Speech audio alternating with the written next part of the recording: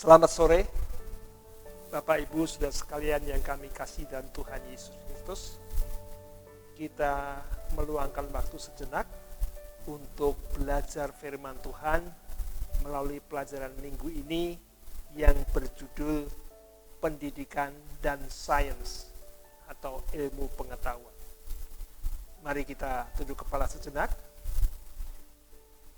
Bapa yang di sorga, kami bersyukur dan terima kasih. Engkau selalu menopang kehidupan kami. Dan saat ini kami akan mempelajari firman Tuhan. Roh Kudus-Mu boleh membukakan hati pikiran kami. Kami boleh mengerti dan juga memuliakan Tuhan. Bahwa Allah adalah Khalik semesta alam, pencipta dan pemelihara dari semua yang ada di atas bumi ini. Tuhan memberkati kami, mengampuni salah dosa kami. Yesus kami berdoa. Amin. Bapak Ibu Saudara sekalian yang diberkati Tuhan, minggu ini kita belajar tentang ilmu pengetahuan. Ilmu pengetahuan adalah ditemukan oleh para ahli yang berguna ataupun bermanfaat dalam kehidupan kita untuk membangun ataupun menyejahterakan kehidupan manusia yang lebih modern. Ya. Kita sangat berterima kasih pada para ilmuwan. Nah, contohnya kalau dulu kita ingin memberi kabar kepada saudara kita yang di benua sana, Amerika katakan. Kita menulis surat, mengirimkan lewat pos, berminggu-minggu atau berbulan-bulan baru sampai kepada yang kita kirimi. Tetapi sekarang tidak. Saat ini kita berbicara melalui Zoom, YouTube, dan sebagainya. Saudara kita yang di benua sana dapat melihat dan mendengar suara kita. Luar biasa para penemu ilmu pengetahuan ini. Judul daripada pelajaran kita hari ini adalah Tuhan menjawab Ayub. Ayub, kita tahu ceritanya. Seorang yang saleh dan jujur menurut hukum perintah Tuhan, menjadi berkat bagi orang lain, tetapi mengalami nasib yang sangat menyedihkan. Hartanya habis, anak-anaknya meninggal, dia sendiri mendapat penyakit yang luar biasa. Adalah wajar Ayub bertanya, kenapa? Mengapa? Apa salah saya? Begitu juga kita akan, bukan? Kalau kita mengalami sesuatu, kita sering bertanya, apa dosa saya? Nah, pelajaran kita, Tuhan menjawab Ayub. Di dalam pasal 38, ayat 38, kita bisa baca. Di sana Tuhan tidak menjawab, Ayub, engkau mengalami seperti ini karena ini. Tidak. Tetapi Tuhan menjawab Ayub karena Ayub ingin berperkara dengan Tuhan. Ingin tahu di mana letak kesalahan saya. Apa ini adil? Dia mau bertemu dengan Tuhan dan ingin berperkara.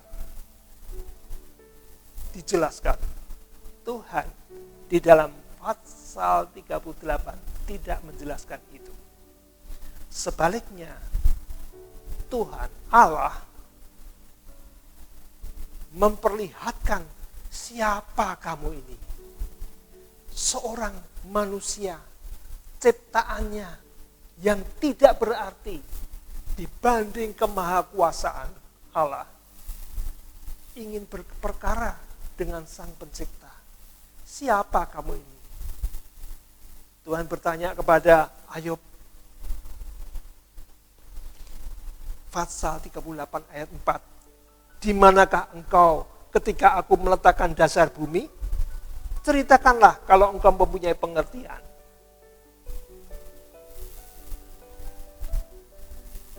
Artinya, kamu manusia yang jauh dibanding Sang Pencipta, ingin tahu, ingin mengerti segala sesuatunya.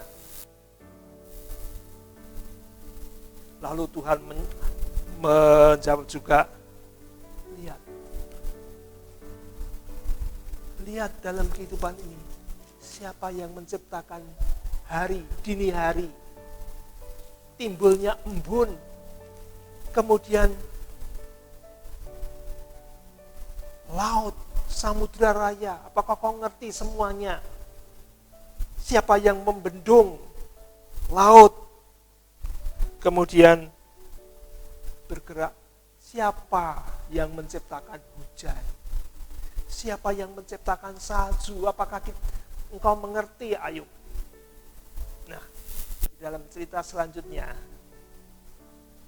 Ayub setelah mendengar jawaban Tuhan mengenai kemahabesaran, maha kuasanya Allah, jauh dibandingkan dengan manusia yang kecil tidak berarti ini, Ayub menyadari dan dia percaya penuh kepada Tuhan.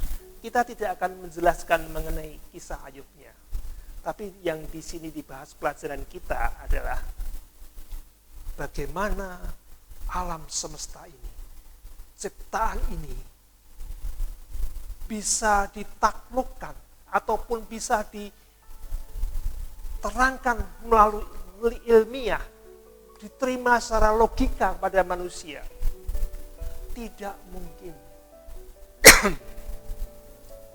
Saudaraku, memang para ilmuwan, penemu-penemu ilmu pengetahuan memang luar biasa. Contohnya, anatomi tubuh kita. Bagaimana organ-organ ini bisa bekerja secara sistematis, bisa diterangkan secara ilmiah. Tapi kalau ilmuwan ditanya, siapa yang menggerakkan jantung itu memompa darah? Tidak ada baterai di sana, tidak ada aki di sana, tapi bisa bergerak. Mau tidak mau, para ilmuwan akan mengakui ada pencipta. Dulu para manusia ini mengandalkan logika ilmiahnya. Zaman dulu dikatakan bumi itu berdiam di alam semesta dan kemudian benda-benda di langit mengelilinginya. Itu ditopang dengan ajaran-ajaran atau gagasan-gagasan mereka pada waktu itu. Menjadi hal yang benar. Tapi ternyata ilmu pengetahuan berkembang, ditemukan bahwa bumi ini hanya satu planet kecil yang juga berputar mengelilingi matahari. Dan itu dalam satu garis galaksi. Ada planet-planet yang lain. Dan begitu kecilnya bumi ini dibanding miliaran galaksi, ya, penemuan akhir-akhir ini, maka sangat tidak berarti. Apalagi manusia, salah satu penduduk bumi. Tetapi Tuhan sangat perhatian, sangat mengasihi manusia ciptaannya yang kecil di atas bumi ini. Apapun dalam kehidupan kita, Tuhan campur tangan. Dan Tuhan ingin kita dekat dengan Dia. Dan mendapat keselamatan kerajaan surga. Saudaraku, Alkitab dibandingkan dengan ilmu pengetahuan kadang-kadang bentrok, tidak klop. manusia terus memperdalam ilmu pengetahuan, menemukan segala sesuatunya dapat diterangkan secara ilmiah dan logika manusia. Banyak orang yang mengagungkan ilmu pengetahuan. Tetapi sampai sekarang belum ditemukan mengapa ada virus COVID-19. Bagaimana membunuh virus itu? Yang baru ditemukan adalah vaksinnya. Meningkatkan antibodi tubuh manusia.